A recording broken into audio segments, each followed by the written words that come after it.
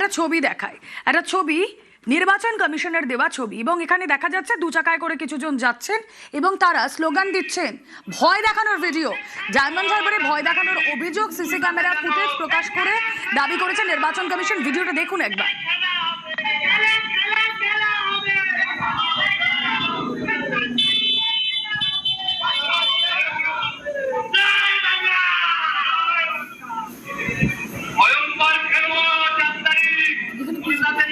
Bike মিছিল থেকে তারস্বরে slogan আপনারা শুনলেন, খেলা হবে, ভয়ঙ্কর খেলবো, এই ধরনের নানা কথা এই বাইক মিছিল থেকে বলা হচ্ছে।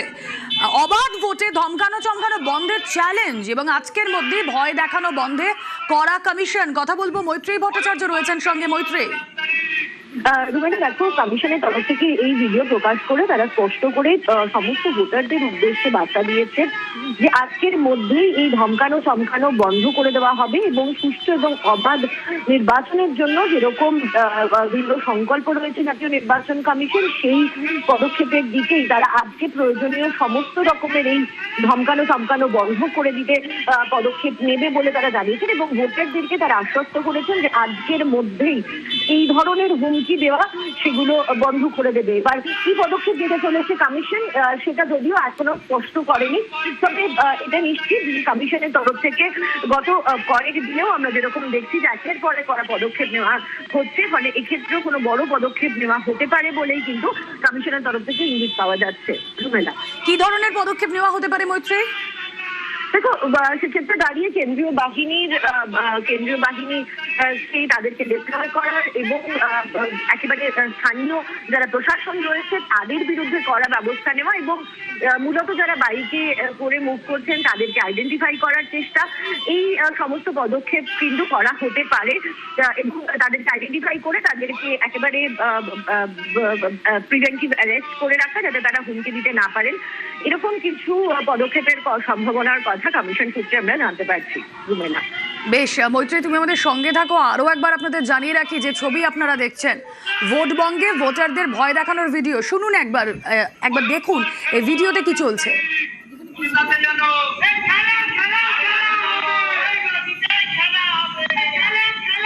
কথা বলবো দেবজিৎ সরকার, বিজেপি মুখপাত্র রয়েছেন সঙ্গে। দেবজিৎ বাবু, স্বাগত জানাবো নিউজ 18 বাংলা। আমি রুমেলা কথা বলছি। ডায়মন্ড হারবারের ছবি দেখাচ্ছে, সিসি ক্যামেরা ফুটেজ নির্বাচন কমিশন প্রকাশ করেছে। স্লোগান উঠছে, জয় বাংলা স্লোগান, খেলা হবে স্লোগান, ভয়ঙ্কর খেলা হবে স্লোগান, এমনও দেখা যাচ্ছে। এই জিনিস বন্ধ করা দরকার। কতদিন আর এগুলো মানুষ দেখবে? নির্বাচন কমিশন বিভিন্ন রকম বিজ্ঞপ্তি জারি করেছেন, বিভিন্ন রকমের কেন্দ্রীয় বাহিনীকে মোতায়েন করেছেন। তারপরে এসব যদি চলতে থাকে তাহলে সেটা গণতন্ত্রের পক্ষে ভালো নয়।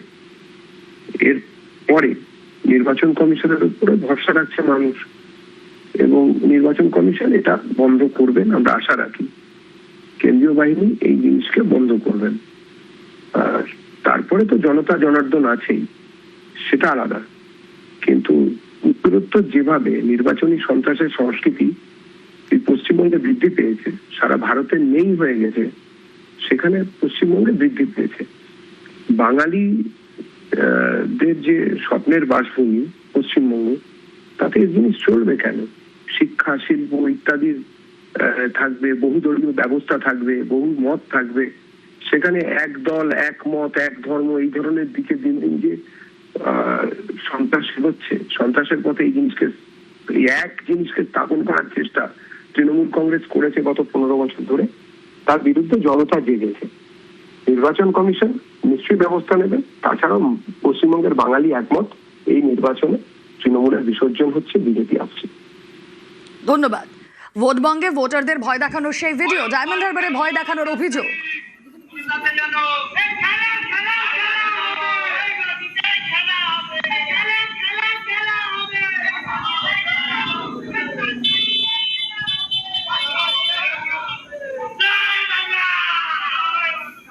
সিসি ক্যামেরা ফুটেজ প্রকাশ করে নির্বাচন কমিশন ভয় দেখানোর দাবি করছে। এই যে বাইক মিছিল আপনারা দেখছেন, সিসি ক্যামেরা ফুটেজ, সেখানে বাইক বাহিনীকে স্পষ্ট দেখা যাচ্ছে। আর এই বাইক মিছিল থেকে তারা তারস্বরে স্লোগান দিচ্ছে, অবাধ ভোটে ধমকানো চমকানো বন্ধের চ্যালেঞ্জ নির্বাচন কমিশনের এবং আজকের মধ্যেই ভয় দেখানো বন্ধে করা কমিশন। যে কথা আমাদের প্রতিনিধি মৈত্রেয়ী বলছিলেন যে যারা এই ধরনের ঘটনা ঘটাচ্ছেন, যারা স্লোগান দিচ্ছেন, তাদেরকে আইডেন্টিফাই করা হবে এবং এই যে ধমকানো চমকানো এটা কোনোভাবেই বরদাস্ত করা হবে না। যদি এর কোনো প্রতিফলন দেখা যায় তাহলে রিপোলের কথাও ভাবনা চিন্তা কমিশনের।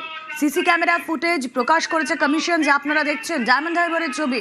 সিসি ক্যামেরায় বাইক বাহিনীর ফুটেজ এবং তারা সেখান থেকে স্লোগান দিচ্ছে, খেলা হবে স্লোগান দিচ্ছে, ভয়ঙ্কর খেলা হবে স্লোগান দিচ্ছে, জয় বাংলা স্লোগান। এবং নির্বাচন কমিশন এই ভিডিও প্রকাশ করেছে। কথা বলবো তৃণমূল মুখপাত্র জয়প্রকাশ মজুমদার রয়েছেন সঙ্গে।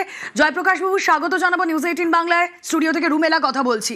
এই যে ছবি, বিজেপি বলছে যে এটা আসলে নির্বাচনী সন্ত্রাসের প্রকাশ মাত্র, নির্বাচন কমিশনের যথাযথ ব্যবস্থা নেবে।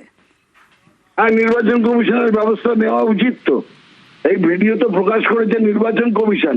নির্বাচন কমিশন পেলেন কোত্থেকে? বিজেপি ভিডিও করে দিচ্ছে নির্বাচন কমিশনকে, নির্বাচন কমিশন তুলছেন। নাটকটাও তৈরি করছে বিজেপি করে, তারা ডেকে দেওয়ার চেষ্টা করছে, অভিযোগ করছে তৃণমূলের উপরে। কোথায় আছে তৃণমূল এখানে? আর রাজ্যের আইন শৃঙ্খলা কার হাতে? এই যে গত 2-3 মাস ধরে এত হম্বি তম্বি নির্বাচন কমিশনের, এত বদলি, পুলিশ প্রশাসন, সাধারণ প্রশাসন, বাইরের থেকে এতজন অবজারভার নিয়ে আসা, 3 লক্ষ বাহিনী নিয়ে আসা, তার কি হলো? সুতরাং উত্তর দিলে নির্বাচন কমিশনকে দিতে হবে।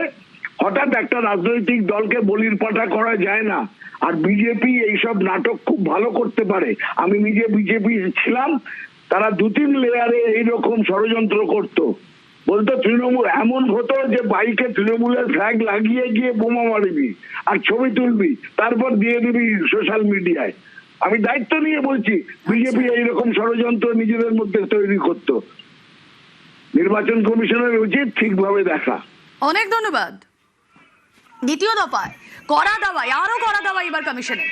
শুধু বুথে নয়, এবার বুথমুখী রাস্তাতেও সিসি ক্যামেরা।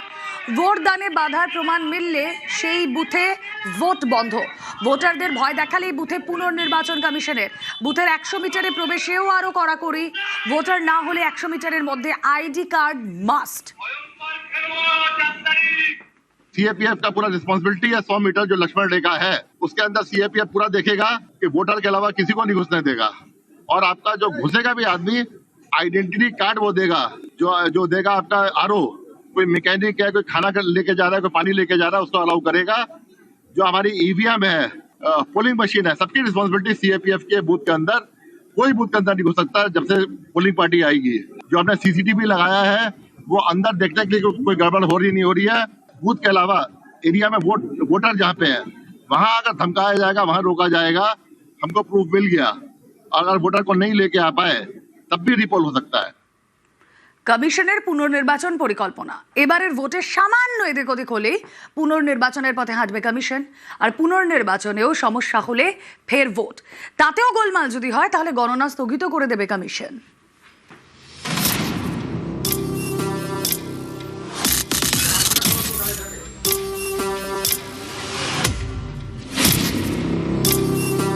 পশ্চিমবঙ্গে এবার ভোট হবে অবাধ, শান্তিপূর্ণ এবং ভয়হীন। বারবার এই বার্তা দিচ্ছে নির্বাচন কমিশন। এর জন্য তারা কোনো ফাঁক রাখতে চাইছে না। কমিশন ঠিক করেছে এবার ভোটদানে কোনো রকম বাধা দেওয়া হলেই ফের ভোট করানো হবে। এর জন্য জেলায় জেলায় নির্দেশ দেওয়া হয়েছে। কমিশন ঠিক করে ফেলেছে কোন কোন ক্ষেত্রে পুনর্নির্বাচন করানো হবে। কোনো বুথে সিসি ক্যামেরা বিকল হলে, সিসি ক্যামেরা কাপড়ে ঢেকে ভোট হলে, ভোটদানে বাধার অভিযোগ সত্যি হলে, হুমকির কারণে কেউ ভোট দিতে যাননি এমন অভিযোগ সত্যি হলে, বুথ দখলের অভিযোগ সত্যি হলে, ভোট গ্রহণ কেন্দ্রের 100 মিটারের মধ্যে অশান্তি হলে, পোলিং অফিসারদের উপর চাপ দেওয়া হলে, ইভিএমে সমস্যা দেখা দিলে, ইভিএমে কারচুপি চেষ্টা করা হলে, ছাপ্পা ভোটের অভিযোগ সত্যি হলে, এছাড়াও পুলিশ অবজারভার এবং জেনারেল অবজারভাররা যদি মনে করেন কোনো বুথের রিপোল প্রয়োজন, সেক্ষেত্রে ফের ভোট হবে।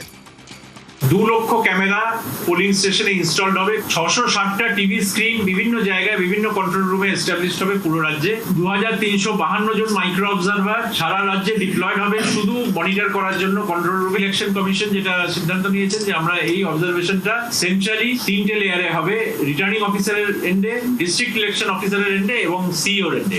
প্রথম ও দ্বিতীয় দফার মাঝে 5 দিনের ব্যবধান, দ্বিতীয় দফা ও গণনার মাঝে 4 দিনের ব্যবধান। এই মাঝের দিনগুলিতে হবে পুনর্নির্বাচন। পুনর্নির্বাচনেও গোলমাল হলে কি হবে সেই পরিকল্পনাও করে রেখেছে কমিশন।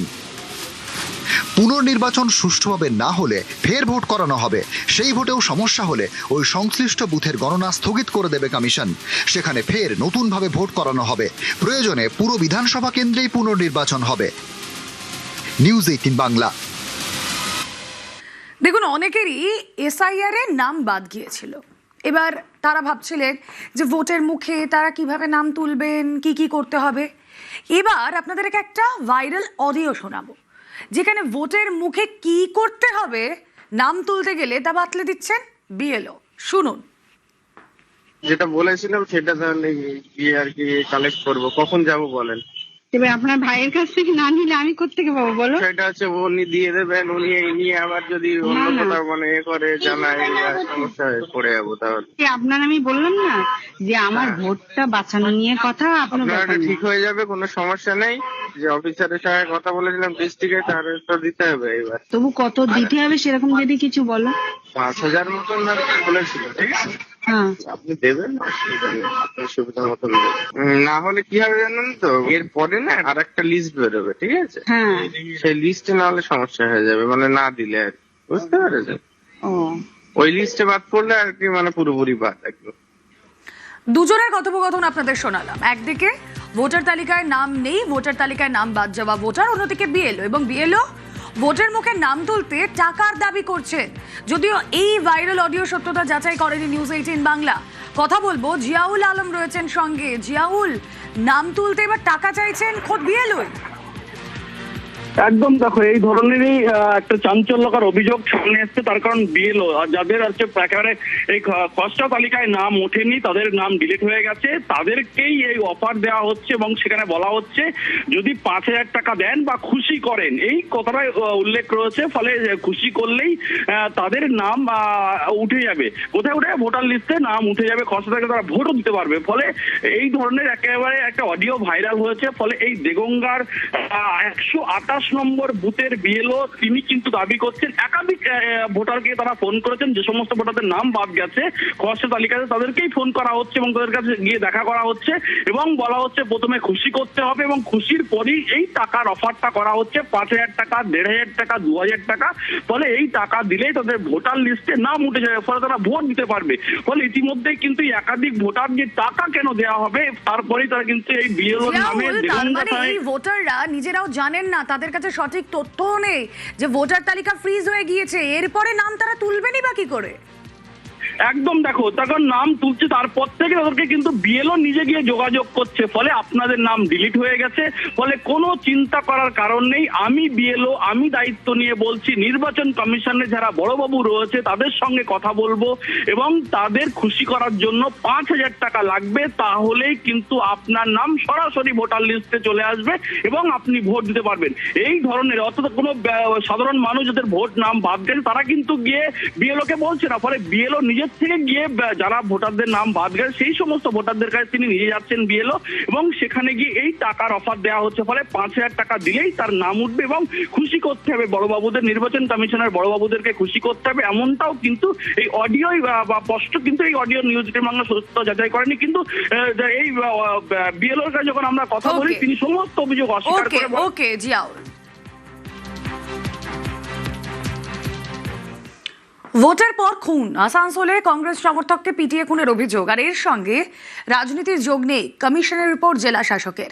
শেষ দফার ভোটের আগে চাপড়ায় গুলি চালানোর অভিযোগও উঠেছে। গোলমাল মগরাহাট, ভাটপাড়াতেও।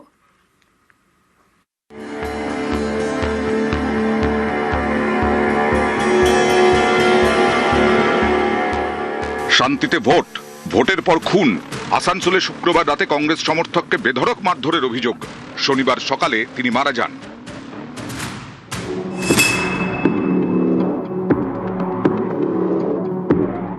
আসানসোল উত্তরে খুন কংগ্রেস সমর্থক দেবদীপ চট্টোপাধ্যায়। অভিযোগ, কংগ্রেসকে ভোট দেওয়ায় তাকে বেধড়ক মারা হয়, যার জেরে মৃত্যু। এদিন পুলিশ ফাঁড়ির সামনে দেহ রেখে বিক্ষোভ দেখায় কংগ্রেস। মারছে, বুকে মেরেছে, হাত ভেঙে দিয়েছে, ওদেরকে ভোট দেয়নি, তার ফল একটা প্রাণ নিয়ে নিল। আর একটু ভোট দিয়ে নেই বলে একটু লোককে মেরে দেবে, এই অভিযোগ। এই কংগ্রেসের হাতে কিছু মুদ্রা নেই, এই জন্য কংগ্রেস এরকম নোংরামি করছে। পুলিশ তদন্ত করবে, দোষী এই ব্যক্তিকে গ্রেপ্তার করবে। এই ঘটনায় রিপোর্ট তলব করে কমিশন। সেই মতো পশ্চিম বর্ধমানের জেলা শাসক লিখিত রিপোর্ট দেন। সেই রিপোর্ট পেয়ে কমিশন জানিয়েছে এই মৃত্যুর সঙ্গে রাজনীতির কোনো যোগ নেই।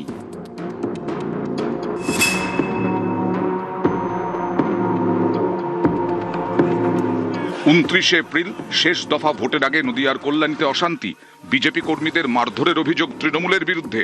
শুক্রবার রাতে উত্তেজনা ছড়ায় কল্যাণীর শহীদপল্লী এলাকায়।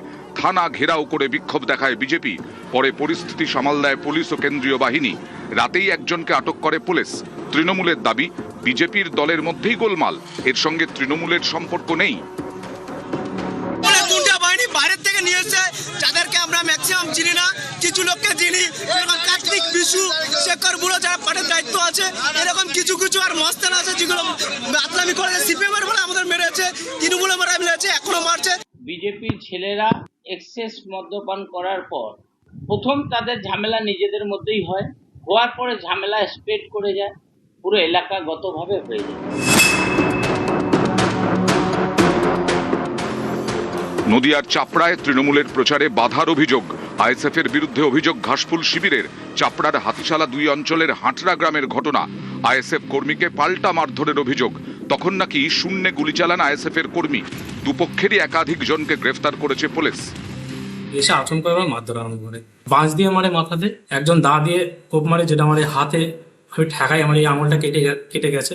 একজন আর রড দিয়ে মেরেছে, এখানে কেটেছে, এটা ভেঙে গেছে। আর ওদের কাছে সবার কাছে মেশিন ছিল। আইএসএফ এর 15-20 জন দুষ্কৃতিকারী, যারা কালকে আগ্নেয়াস্ত্র নিয়ে এলাকার মানুষকে ভয় দেখাচ্ছিল, এবং এই খবর জানাজানি হওয়ার পর ওই গ্রামের মানুষ স্বতঃস্ফূর্তভাবে ঘর থেকে বেরিয়েছে, ব্যাপারটাকে প্রতিরোধ করে। এর সঙ্গে তৃণমূল কংগ্রেসের কোনো সম্পর্ক নেই। দক্ষিণ 24 পরগনার মগরাহাট, এখানকার ইয়ারপুর গ্রামে এক বিজেপি কর্মীর বাড়িতে তাণ্ডব চালিয়ে লুটপাটের অভিযোগ। দরজা ভেঙে ঢুকে বিজেপি কর্মী ও তাঁর স্ত্রীকেও মারধরের অভিযোগ। গ্রামবাসীদের তাড়া খেয়ে বাইক ফেলে পালায় দুষ্কৃতীরা। তৃণমূলের দিকে আঙুল পদ্ম শিবিরের। অভিযোগ মানতে নারাজ তৃণমূল।